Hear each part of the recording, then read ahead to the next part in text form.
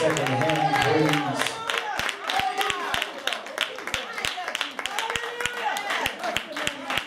For a topic this morning. Saints, don't leave me like this. Yes. Saints, don't leave me like this. I have come across individuals who have been going through. I'm talking about going through. They have been going through so much. There's nothing that you can do to help them. And so you find yourself being with them to comfort them, and your presence is stronger than what you can do sometimes. But because I can't do anything else when it's time to leave, it's painful for me to leave, more so for the individual. And so sometimes people won't tell you, but they'll say, you know what, that individual left me in a mess. And what I mean is, they won't take in consideration that you were there. They take in consideration of the fact that what you didn't do, and you know you couldn't do anything at all. But I say to you, they feel like they're half dead. And you say to yourself, don't leave me like this. And anytime there's a saint that's involved, they bring shame and reproach to the name of the Lord.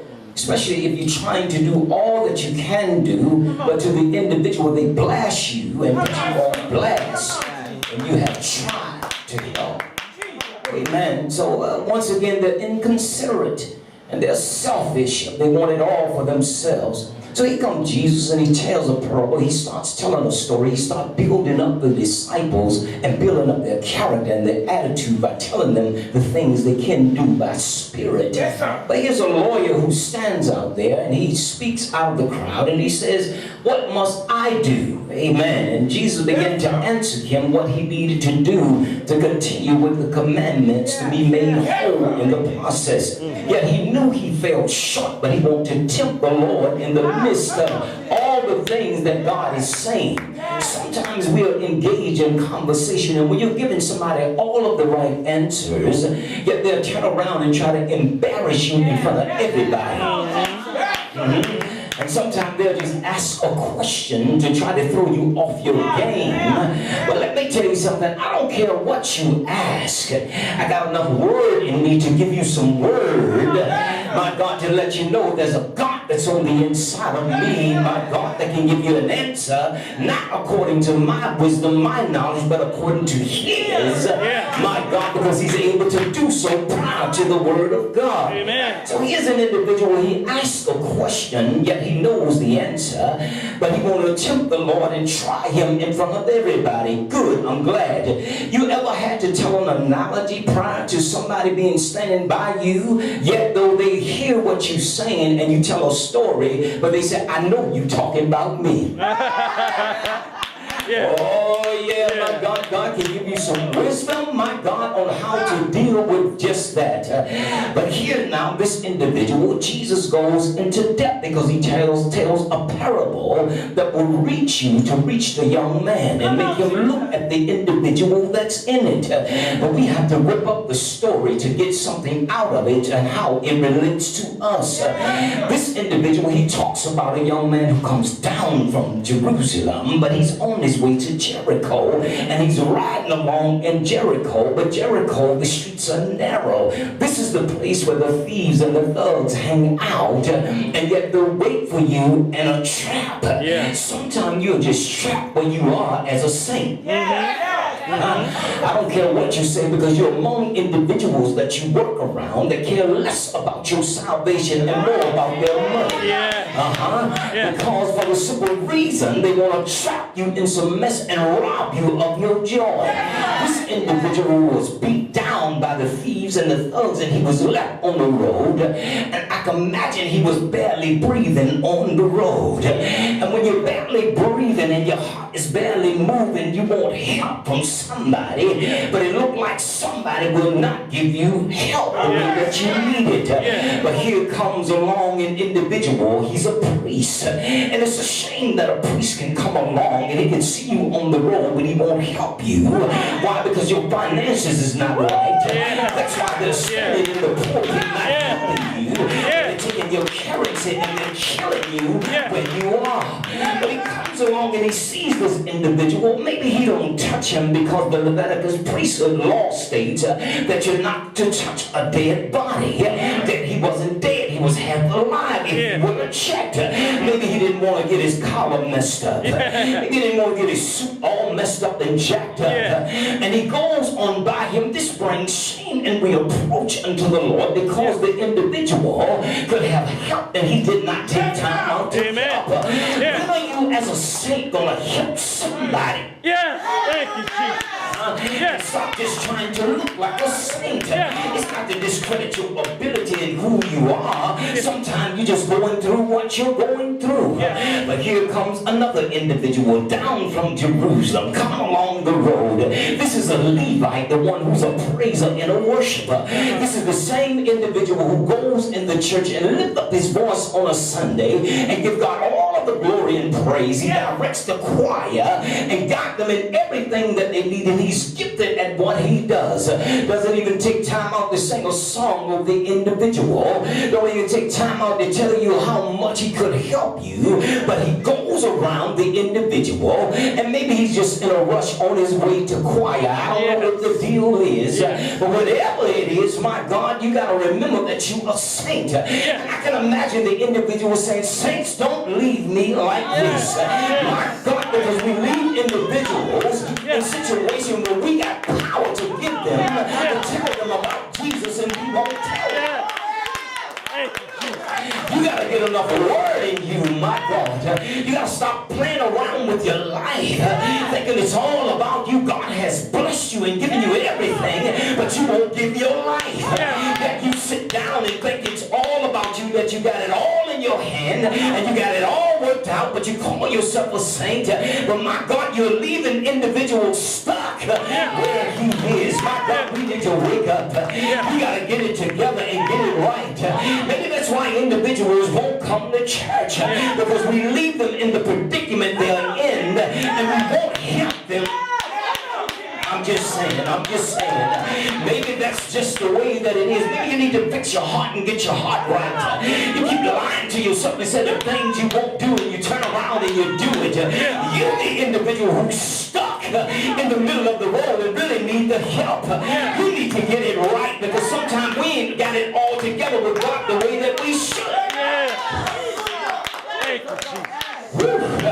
But here's an individual who is your neighbor. I don't know about the neighbors today. My God, they're a little different from the neighbors prior to right now.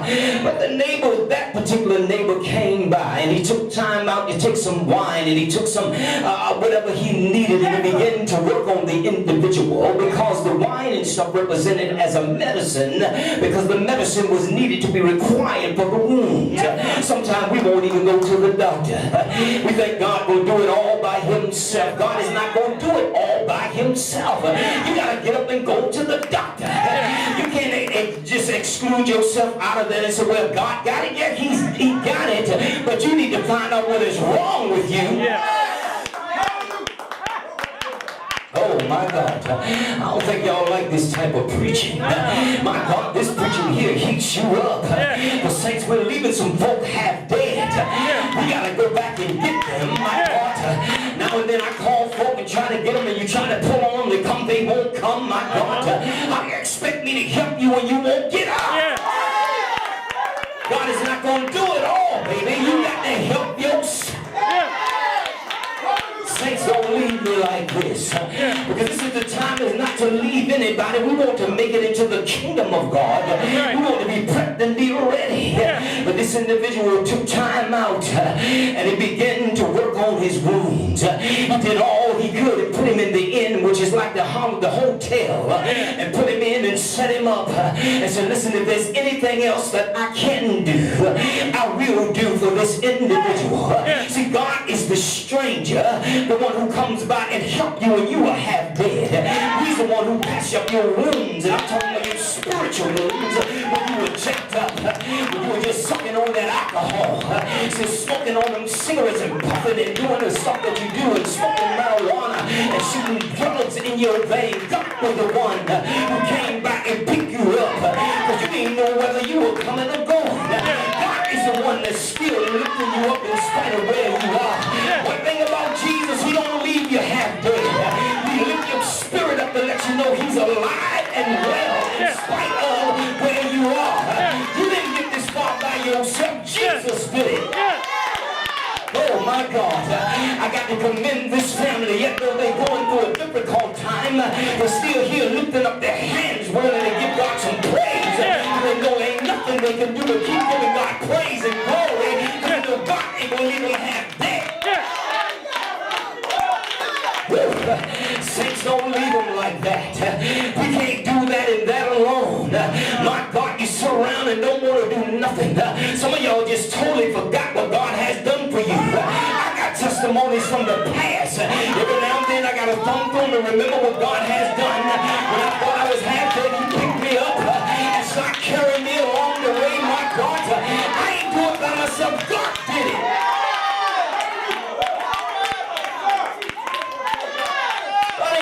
Die like that. Walking around in bitter and shame, my God. Can't even hold your head up. It's so bad to wake up early in the morning and come somewhere with your face all balled up. You better wake up and realize that God is in control. You leave yourself half dead. All that Jesus, we can have much Jesus as we want. You go and paddle stand in all them places, my God, and start talking about Jesus. They gonna stone you, but they don't want that stuff over there. But I'm over here. Let me tell you something. In the United States, I can have all the Jesus I want. I'm riding on an anointing, baby. Sit down, sit down, baby. God is dealing with somebody in the crowd who's trying to justify himself. You can't justify yourself. If you're wrong, you're wrong. I say this to you, better stop playing church. You better stop playing church. You see you're half dead on the road, he's picking you up. And some people still don't want to get up. He's not going to do it all for you. You got to help yourself.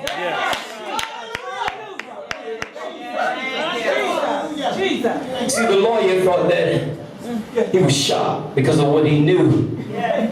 You trying God. He the one who made you. He gave you your mind. That's right. And you're going to try him where he is. You can't outsmart God. No, you can't. He said, my ways are not your ways, neither my thoughts your thoughts. So is the heaven high above the earth. Guess what? So is my ways than your ways, and my thoughts than your thoughts. You don't think like you think. That's right. You know the biggest flaw is God know my heart. He know what I'm trying to do. Stop trying to do it and do it. Yeah. That's right. That's the biggest lie. Stop trying to do it and do it. Yeah. It's joy in Jesus. Yeah. It's joy in the Holy Ghost. I'm telling you, there's so much joy in it. I get to smile every day. Yeah. Every day. You lie to yourself. You waiting on God to do it. God ain't, you got to meet him. You want the Holy Ghost? Go to the altar. Substituting your lies with another lie because you wounded on the road. See, the saints, we trying to work with individuals, but now understand the terror and the weak. God said, let it grow together. He's going to do the separating. My God, he's going to do it. That's why you got to let folks just come on through. They're going to grow with you, but they're not growing with you. Oh my God. I learned how to grow. I'm eating much word. Come on, Jesus. I'm eating much word. I eat all the word I want. It's like cotton candy. Sometimes I just sit up and just pick what I want out of it. My God. So God is trying to get them to see. Your neighbor is the stranger to whom you don't see. That's going to be the one to help you. Sometimes the saints leave you. You know why? Because they going through too. Come on, Jesus. See, I can't help you if I'm trying to help myself. Thank you, Jesus. It's hard. Thank you, Jesus. I'm weeping with you, but then I'm weeping because I got another problem that I got to weep about. Jesus. So, but if we both go to Jesus, Yeah. He can fix both of us. Yeah. That's right. Yeah. Jesus. I learned to live, saints. I'm telling you, I learned to live. Thank you, Jesus. I learned to live. Much prayer keeps me smiling. I mean, I could have got up this morning and said, you know what, it's cold. I ain't going to church, man. I got to get all this stuff. I could have complained. But I don't have time for complaints. I give God thanks when it's good. I give Him thanks when it's bad. Thank you, Jesus. I don't quit on Him. You know, and that's the thing. In the midst of the song, some people quit. They quit. They say, I ain't doing that. And they back off. And they go backwards. They don't go forwards. Then you miss your blessing. Because right when you're at the brinks of giving up, that's when God shows up. I commend them. They could have said, I ain't coming in this morning. He could have said, call him and said, Pastor, I ain't coming in. But he came in and he taught anyway. See, you can grow like that. That's right. God can use that. Because it ain't about people. It's about Jesus. Oh, my God. What a mighty God we serve. I'm telling you, I'm getting closer. But I'm getting hotter all the time. I'm telling you, I'm tapping into something. I'm seeing 50 times different than I ever seen before. My eyes are like in other words, my eyes are like a magnifying glass. This word is magnifying to me. You gotta let folk be folk, but work on your soul and salvation with trembling and fear. You work on you. Don't work on nobody else. Come on. Salvation is a selfish thing. It is. Because you gotta save yourself from this untoward generation. I ain't worried about mama, I ain't worried about dad, I ain't worried about none of that stuff. I gotta see Him for myself.